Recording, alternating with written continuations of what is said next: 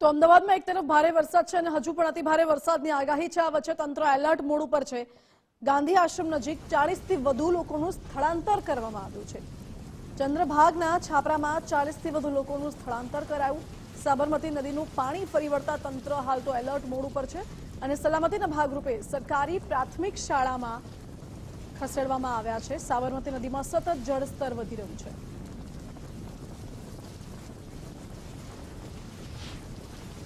અમદાવાદ શહેરના ચંદ્રભાગાના છાપરા નજીક વરસાદી પાણી ભરાયા છે, જેના કારણે તકેદારીના ભાગરૂપે કોર્પોરેશન દ્વારા અહીંના જે પાણી વહી રહ્યું છે એ નદીનું જે પાણી વહેવાનો રસ્તો છે ત્યાં પાણી આવી ગયું છે, જેના કારણે તકેદારીના ભાગરૂપે કોર્પોરેશન દ્વારા અહીં રહેતા લોકોનું સ્થળાંતર કરવામાં આવ્યું છે। અંદાજે 40થી વધારે લોકોને અહીંયાથી સુરક્ષિત સ્થાન પર સરકારી શાળામાં લઈ જવામાં આવ્યા છે, જેથી કરીને કોઈ જાનહાનિ ન થાય અને જો પાણીનું સ્તર નદીમાં વધે સાથે સાથે જે શહેરના વરસાદી પાણી ભરાતા હોય છે એનો નિકાલ પણ અહીંયા સુધી થતો હોય છે। વાડજ વિસ્તાર, ઘાટોડિયા વિસ્તાર અને એની આસપાસના વિસ્તારમાં જે વરસાદી પાણી આવતું હોય છે એનો નિકાલ આ વાટે થતો હોવાના કારણે તકેદારીના ભાગરૂપે અહીંયાથી જે લોકો રહેતા હતા એ લોકોને અન્ય સુરક્ષિત સ્થાન પર એટલે કે અહીંની વાડજ વિસ્તારની સરકારી શાળામાં લઈ જવામાં આવ્યા છે, જેથી કરીને કોઈ અનિચ્છનીય ઘટના ન બને અને પૂરતી તકેદારી લોકો પણ રાખે એ માટે પણ અહીંયા સ્થાનિક લોકોને સૂચિત કરવામાં આવ્યા છે, કેમ કે ગઈકાલથી અમદાવાદ શહેરમાં વરસાદી માહોલ જોવા મળી રહ્યો છે અને